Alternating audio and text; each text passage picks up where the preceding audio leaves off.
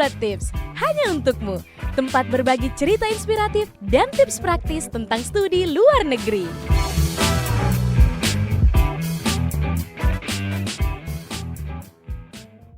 Halo teman-teman semua, selamat datang di Study Abroad Podcast for you.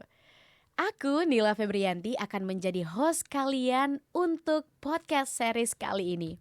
Saat ini, aku sedang melanjutkan studi master jurusan Communication Management di School of Organizational Science and Communication, tepatnya di George Washington University. Nah, di episode perdana ini, perdana banget nih teman-teman, aku super excited. Kita akan membahas sesuatu yang mungkin udah sering banget kalian dengar, tapi some of you maybe masih merasa ragu untuk melakukannya. Apa itu? Yaitu study abroad atau belajar di luar negeri. Pasti ada banyak pertanyaan, keraguan, atau perasaan excited mungkin dalam diri kalian. Tapi tenang aja, di sini kita akan bahas semuanya, kita kupas tuntas, mulai dari alasan kenapa kalian perlu mempertimbangkan study abroad, sampai langkah-langkah praktisnya seperti persiapan visa, beasiswa, bersama siapa, bersama narasumbernya kita, narasumber perdana kita yang super kece, Kak Traheka Bimanatia. Halo Kak Eka, apa kabar? Halo Mbak Nila, alhamdulillah kabar baik. Makasih banyak loh Kak udah meluangkan waktu Kakak untuk hadir sebagai pembicara perdana kita di episode kali ini. Ya, sama-sama. Terima kasih juga sudah diundang ya untuk episode pertama ini. Oh iya, mantep banget ya, spesial Wak. Oke Kak Eka, boleh dong Kak disapa teman-temannya biar mereka lebih tahu siapa sih Kak Eka sebenarnya? Halo semuanya, perkenalkan nama saya Traheka RDS Bimanatia, tapi mungkin bisa cukup dipanggil saja Eka ya. Saat ini saya sedang menempuh PhD Economics di American University dan kebetulan juga dapat funding dari Fulbright. Oke, nah ada something yang belum di-mention Kak Eka nih. Kak Eka ini merupakan dosen di Universitas Gadjah Mada. Nah, Kak Eka ngajar di bidang jurusan ilmu ekonomi. Yeah. I almost say my major komunikasi.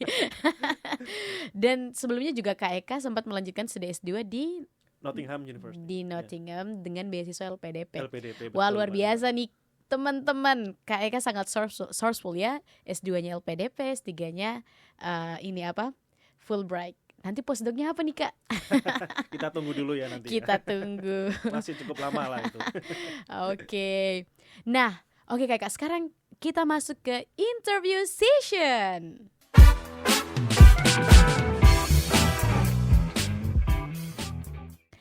Oke, sebelum kita mulai ya, aku pengen mengajak kalian untuk berpikir, apa sih yang bikin kita perlu mempertimbangkan belajar di luar negeri? Why it is important? Aku pribadi percaya banyak banget manfaatnya, gak hanya buat pendidikan, tapi juga untuk kehidupan pribadi dan karir masa depan kita. Nah, menurut Kak Eka sendiri nih, apa aja sih keuntungan belajar di luar negeri dari segi akademik? Apakah pengalaman ini bisa bikin kita lebih unggul di dunia kerja nanti?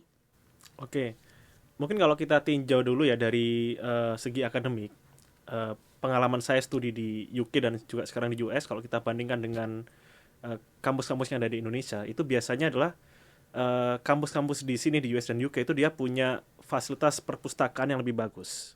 Yang mana itu menurut saya paling penting ya buat kita graduate student. Kenapa?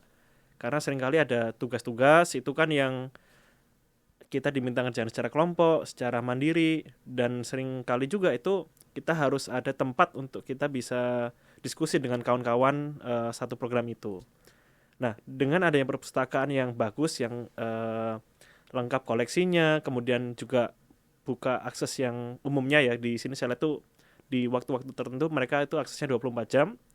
Nah, ini menjadi keunggulan tersendiri. Kenapa? Karena akhirnya kita sebagai graduate student itu akhirnya lebih punya motivasi ya untuk berdiskusi, kemudian juga kita untuk lebih fokus mengerjakan tugas ketika kita ada di perpustakaan. Nah, perpustakaan itulah yang menurut saya untuk kalau kita bandingkan dengan di Indonesia, kita masih sangat kurang banget ya. Jadi saya kira belum banyak perpustakaan tuh yang kita bisa akses 24 jam. Dan dari sisi koleksi, yaitu akses ke jurnal, itu masih sangat terbatas sekali kalau kita bandingkan di sini. Jadi menurut saya perpustakaan itu adalah salah satu yang hal yang paling membuat saya itu kenapa sih kok ingin banget belajar di luar negeri itu. Hal lain juga seperti kalau ini ya konteksnya jurusan saya itu adalah banyak kampus-kampus di US dan UK itu umumnya mereka punya akses terhadap software, yaitu software yang fokusnya adalah mengolah data gitu. Iya, setuju sih. Ini yang kalau saya pengalaman di Indonesia itu kadang kita butuh, tetapi masalahnya nggak semua kampus itu langganan gitu. Nah, kalau nggak semua kampus langganan, gimana misalkan nanti mahasiswa tuh butuh untuk mengerjakan tugas, sementara kita harus bayar.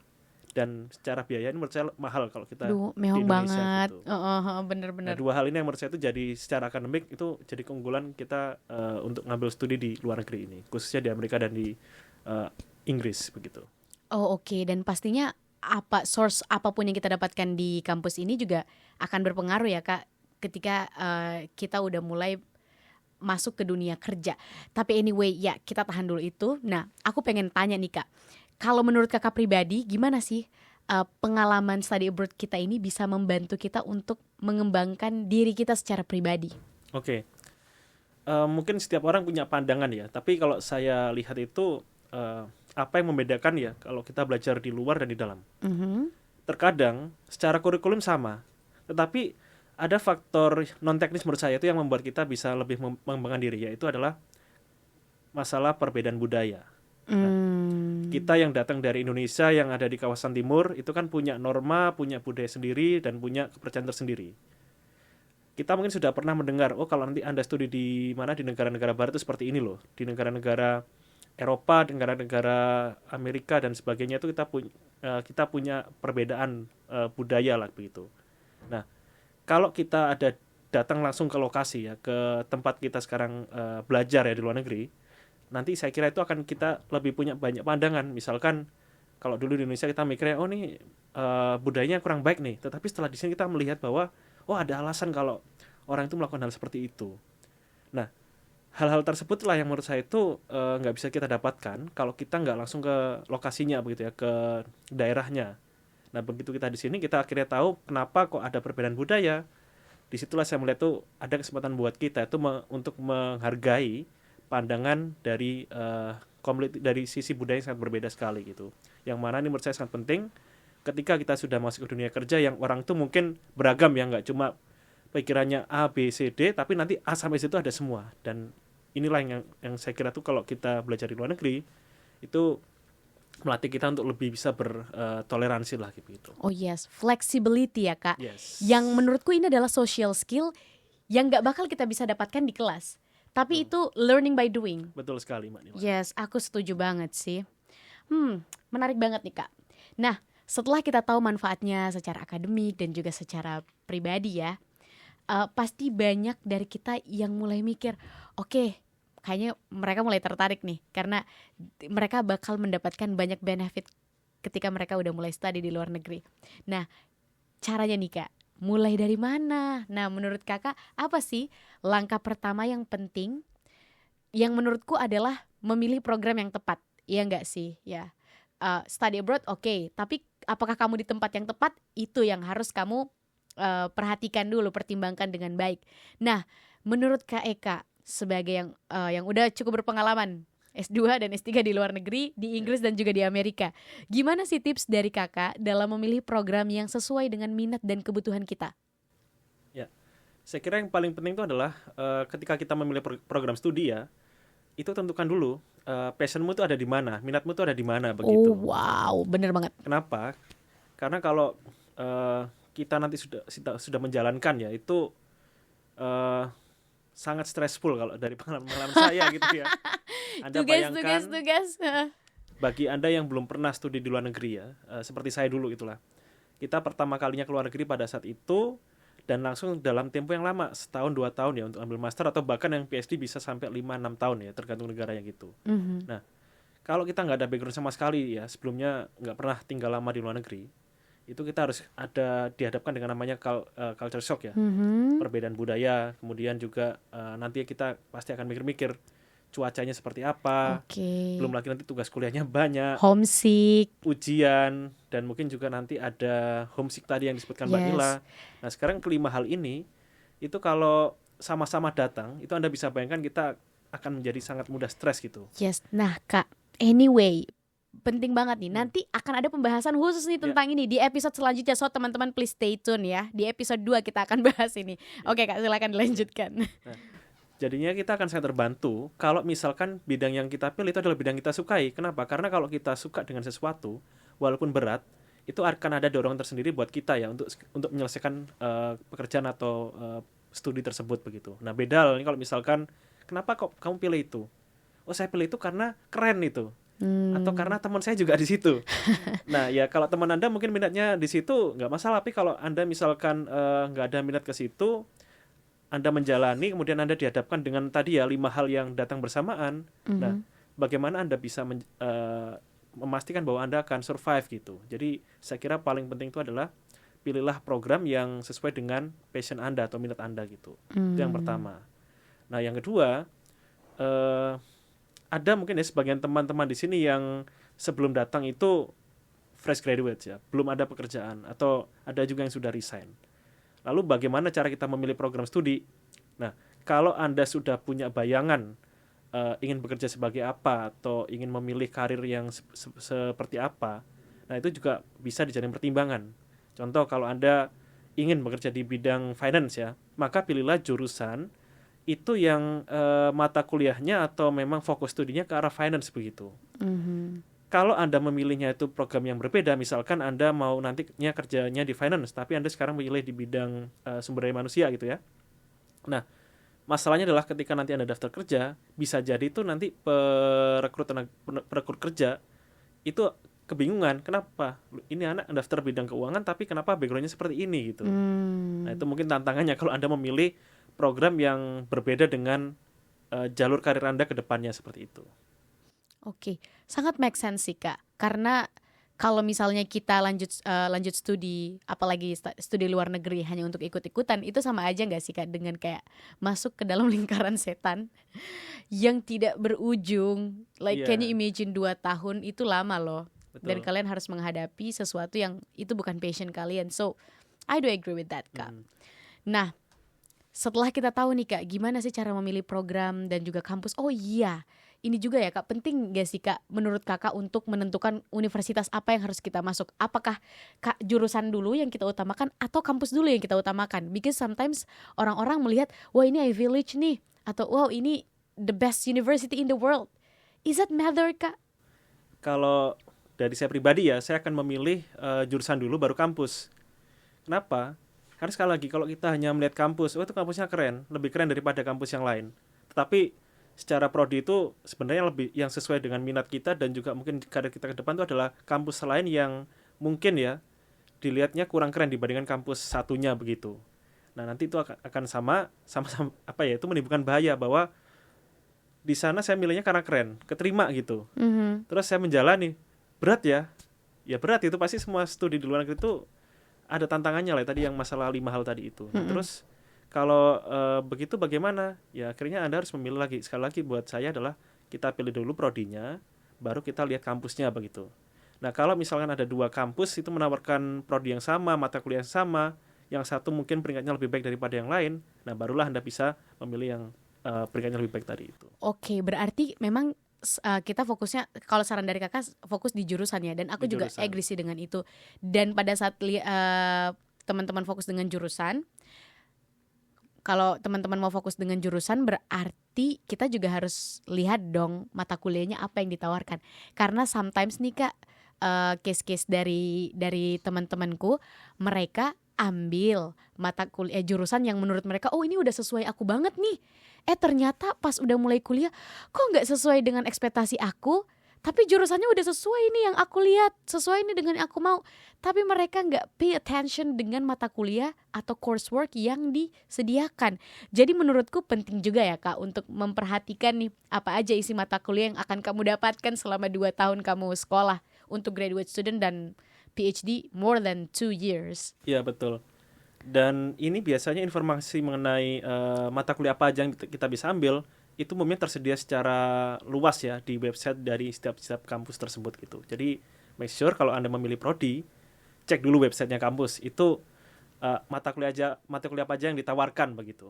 Sesuai nggak sama minat dan tadi karir Anda ke depannya begitu. Yes, bener banget. Jadi teman-teman bukan berarti aku menyarankan teman-teman nggak perlu Ivy League, nggak perlu the best university in the world. Itu sangat penting karena itu juga akan menjadi salah satu poin plus kalian ketika lulus. Tapi pastikan apa yang kalian jalani itu sesuai dengan passion kalian, sesuai dengan target karir masa depan kalian. Menarik banget nih Kak. Nah, setelah kita udah oke nih, udah pas nih, kita udah tahu informasi gimana cara untuk memilih kampus dan juga program studi yang benar. Nah, biasanya nih Kak, yang bikin kita makin bingung adalah proses untuk pendaftaran. Memilih kampus pusing, yang lebih memusingkan lagi proses pendaftarannya, apalagi pengurusan visa, J1, F1 untuk international student dan beberapa dokumen-dokumen lainnya. Aku mau tahu berdasarkan pengalaman Kakak aja yang Kakak ingat, karena aku tahu dokumennya pasti banyak banget ya. Dan aku gak bakal maksain Kak Eka untuk hafalin semuanya. Ya banyak banget Mbak. Iya, jadi berdasarkan pengalaman Kak Eka, apa aja sih Kak? Bisa kasih sedikit gambaran tentang persiapan yang Kakak lakukan dulu gimana?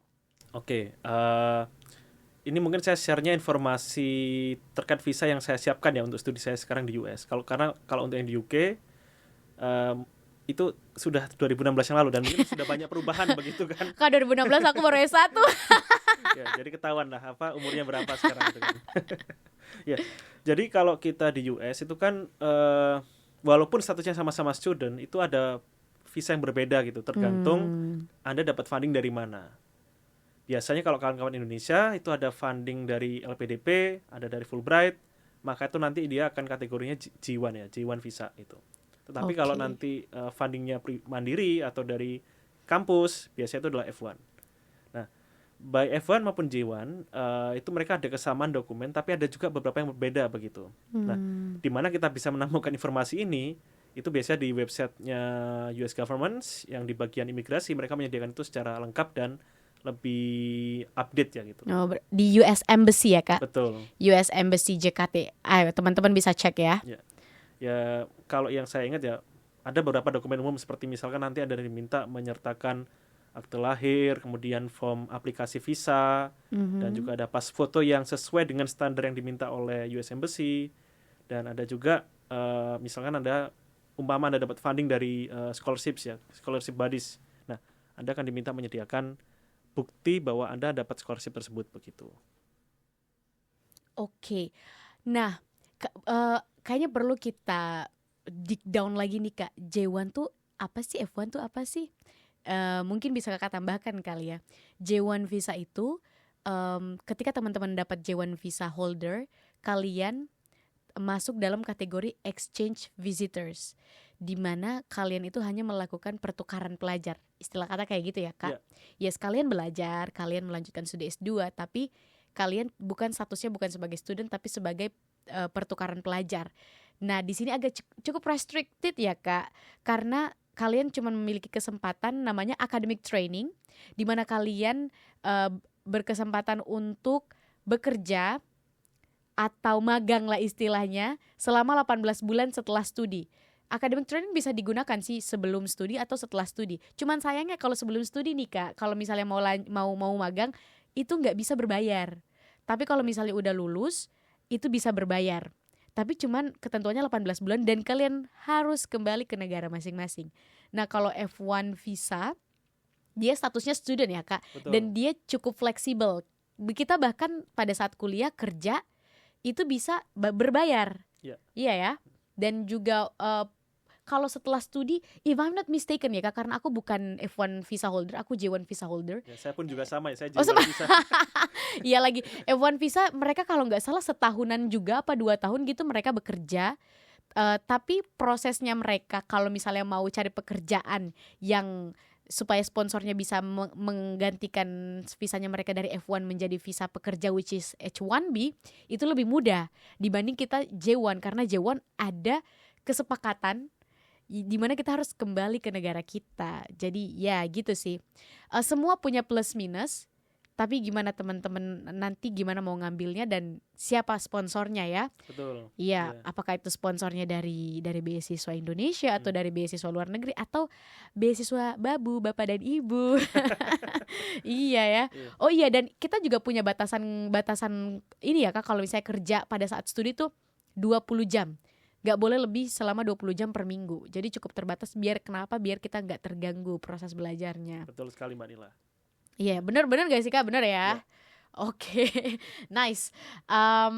Nah Kak, sekarang kita masuk ke pembahasan yang kayaknya teman-teman bakal suka nih. How to find scholarships. Gimana sih cara mendapatkan beasiswa atau bantuan keuangan untuk melanjutkan studi, karena kita tahu ya kekhawatiran kita kalau soal studi tuh soal biaya. Aduh, kurs dolar ke kurs rupiah jauh Mahal banget pasti Mbak kerasanya itu kan. Iya kan ya Kak. Dan kita tahu belajar di luar negeri itu pasti butuh biaya yang banyak. Tapi tenang teman-teman, kita akan mendengarkan nih saran langsung dari Kak Eka. Kak Eka, ini kita pembahasannya masih di persiapan ya. Jadi Kak Eka gak perlu terlalu fokus ke pembahasan beasiswa. Kalau teman-teman mau dengar, request ke aku biar kita bahas lebih dalam nih tentang gimana sih Fulbright, gimana LPDP, langsung sama Kak Eka lagi. Nah, kalau Kak Eka sendiri, gimana Kak Eka bisa share gak sumber atau cara menemukan informasi beasiswa yang pas, dan gimana cara kita bisa memanfaatkan kesempatan ini? Oke. Nah, kalau kita bicara beasiswa, itu ada 2 kelompok yang saya coba lihat ya selama saya master maupun saya selama PhD ini. Oh, interesting. Pertama itu adalah beasiswa yang berasal dari luar kampus, dan yang kedua adalah beasiswa yang berasal dari dalam kampus. Yang mana 2 hal ini itu akan menentukan status visa kita kalau kita di US gitu. Seandainya kalau beasiswa itu datang dari dalam kampus, nah itu nanti Anda akan dapat kategori visanya adalah F1.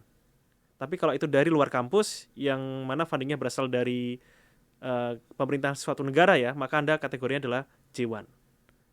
Lalu di mana kita bisa dapatkan informasi ini gitu? Kalau beasiswa yang dari pemerintah, misalkan kalau di Indonesia ada LPDP, di US ada Fulbright, kemudian di UK ada Chevening, di Jepang ada Monbusho. Nah itu kita bisa nanti akses langsung ke websitenya setiap pemberi beasiswa tersebut, karena di sana sekali lagi bahwa sana lebih update dan lebih komplit ya information-nya.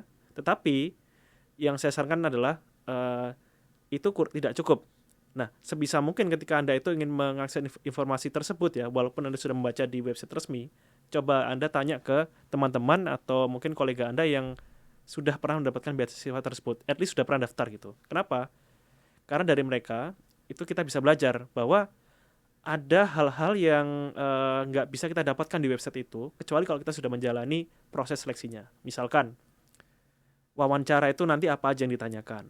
Kemudian berapa lama proses pengumuman ya dari wawancara sampai nanti kita resmi diumumkan sebagai awardee gitu. Lalu bagaimana proses pencairan dananya. Nah semua hal-hal ini yang saya kira itu nggak akan kita dapatkan di website resmi itu. Kalaupun ada itu terbatas, sehingga pada waktu saya mendaftar beasiswa dari pemerintah ya, saya pernah dapat LPDP, saya juga pernah merasakan Fulbright. Yang saya lakukan itu adalah saya memastikan bahwa saya punya seseorang yang saya bisa kontak untuk saya tanya-tanya gitu. Dan dari situ saya belajar tips suksesnya itu seperti apa ini untuk saya supaya bisa wawancara yang lancar, dokumennya tidak ada masalah. Nah, itu yang saya dapatkan dari komunikasi dengan kolega saya.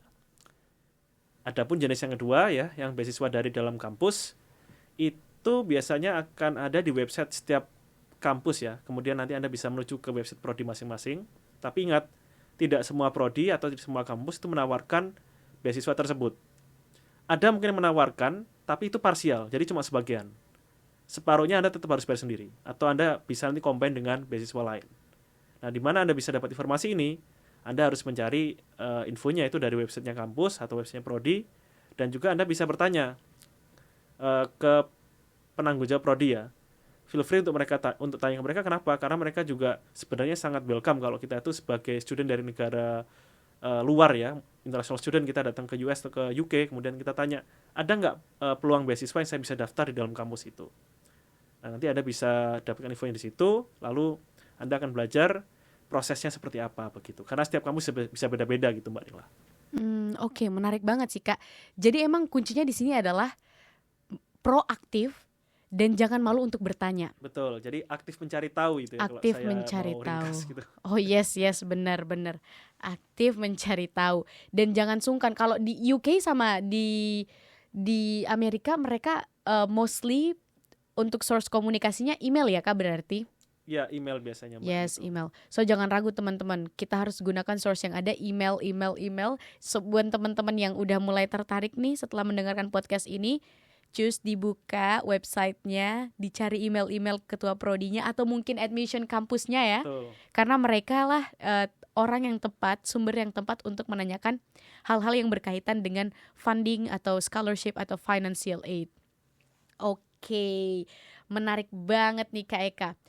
So, aku bisa bilang kalau sebenarnya source ini banyak banget ya Kak. Tinggal gimana kita mau proaktif mencari atau tidak. Dan aku berharap podcast ini bisa memberikan batu loncatan untuk teman-teman dalam memberikan resource ke teman-teman pendengar tentang peluang beasiswa yang tersedia. Tinggal kita sendiri nih gimana, mau nggak benar-benar berjuang dan tekun mendapatkan peluang ini atau tidak ya Kak? Because it needs time kan Kak? Iya, betul sekali itu. Yes. Dan tips lainnya mungkin itu ya, kalau kita mau cari sekolah, cari beasiswa itu jangan mepet-mepet gitu. Aduh bener banget, bener. Jadi nggak bisa kita pakai sistem SKS ya, atau sistem hitung malam itu. Nggak bisa, itu harus minimal Anda siapkan lah 1-2 bulan itu untuk daftar beasiswa dan sebagainya begitu. Iya, dan kalau aku nggak salah ingat ya Kak, rata-rata admission itu mereka kalau misalnya mau terima di fall, which is Agustus, mereka tuh bukannya di akhir tahun sebelumnya. Iya, betul sekali. Iya kan, misalnya kita mau masuk di Agustus 2024, mereka tuh bukannya di akhir tahun 2023 kan? Ya, malah ada tuh yang tutupnya akhir 2023 Mbak Nila. Oh wow. Jadi bukanya setahun sebelumnya begitu. Oh, bisa dilihat ya teman-teman, prosesnya panjang, perjalanan panjang, jadi siapkanlah masa depanmu. Tapi ini akan menjadi perjalanan yang sangat menyenangkan ya Kak.